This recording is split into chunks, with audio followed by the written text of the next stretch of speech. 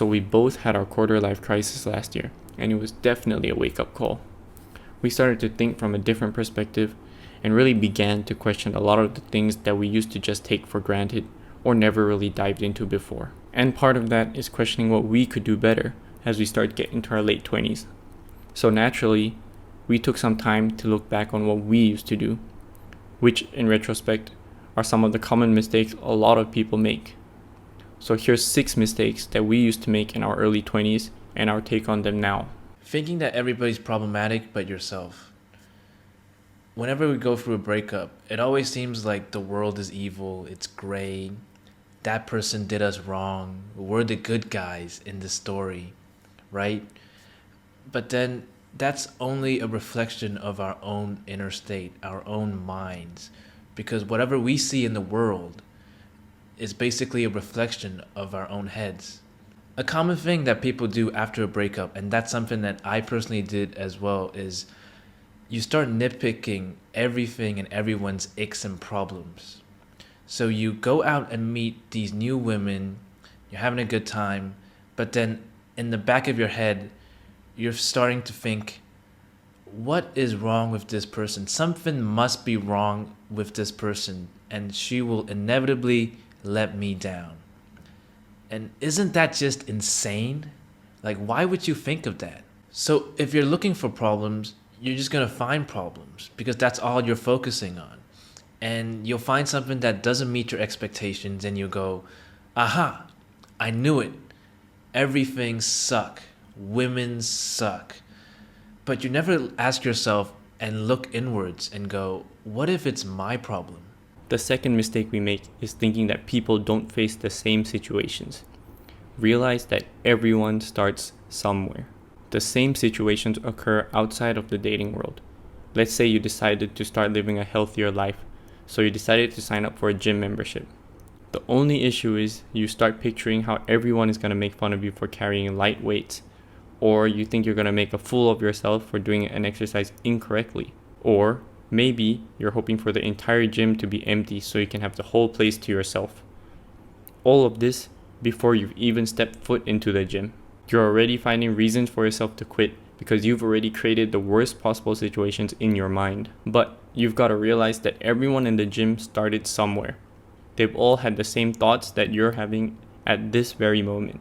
Mistake number 3, blindly following what other people do. A lot of the times when we're in our early 20s and in our teenage years, we follow what our friends would do or what most other people would do.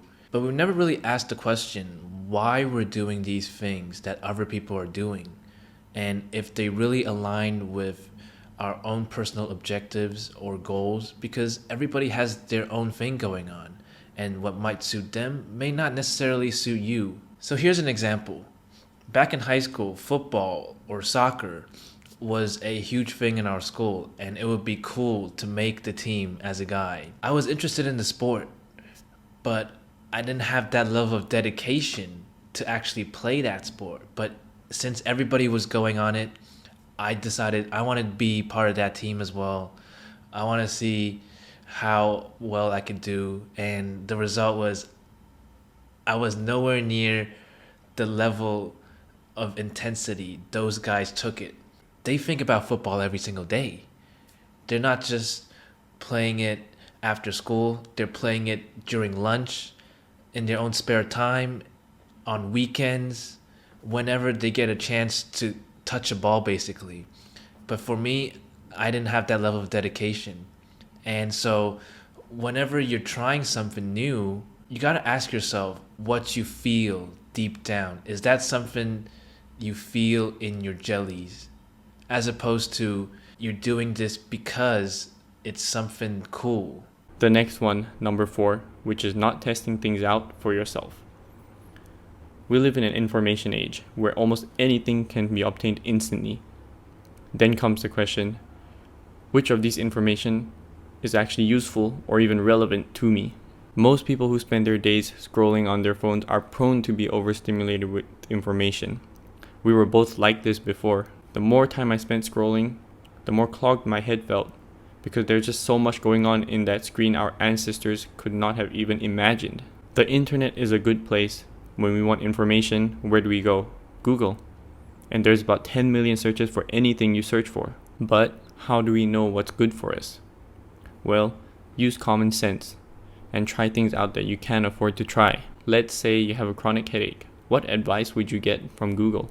Drink more water, exercise more, don't use electronics before bed, or get more sunlight. These are all things that you can try out for yourself instead of saying, no, it must be something else. All right, so coming in at number 5, neglecting your mental health.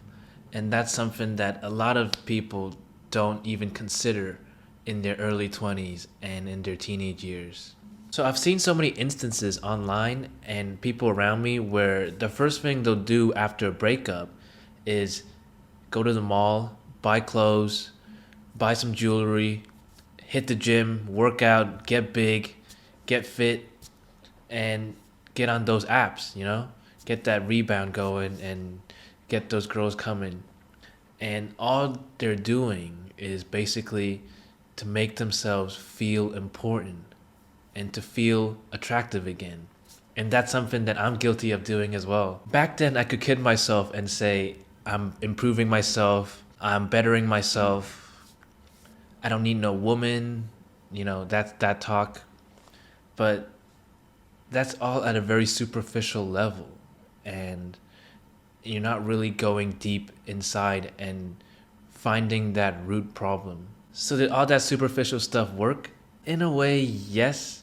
If you're looking to have fun and have no consequences, yes, it did. I mean, I got girls, dated around, but in hindsight, that's not a very high quality thing to do as a man. But also, that meant that I could only date women who were on the same frequency as me, which meant that because I was so mentally unprepared and my mental health was at a low, that meant that the women I met were also experiencing the same things. They were not in their best mental state either.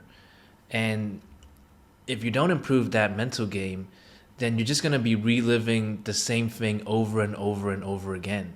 That's why you hear people complain that no matter how many people they date, they always face the same problems. So you kind of start to realize maybe it's not the girl's issues, it's his issue. Because they haven't nurtured their mental health or grown internally to prepare themselves for their next relationship in order to attract, the girls that they've always been talking about, that high quality, high level women that they've always fantasized about and they've always been talking about, but they were never able to attract because they themselves are not ready for that. They might not even be aware of this sort of situation. They might not be even aware how important mental health is. True change only happens from within. So no matter how well you dress up, how many cars you got, how much bling you have, it doesn't matter. It's always going to be secondary to growth within you. Last but not least, always be ready to learn. Now I know there are a lot of people out there who feel and act like they know everything. They walk around dismissing everything even though it may be beneficial for them.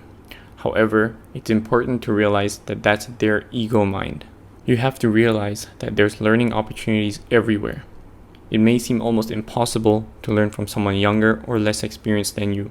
However, oftentimes, that's just the ego mind talking again. There are also times where you might not want to listen to what your parents, friends, and colleagues tell you. Their constant nagging will make the words that come out of their mouths sound like total nonsense. But you gotta realize that most people want what's best for you.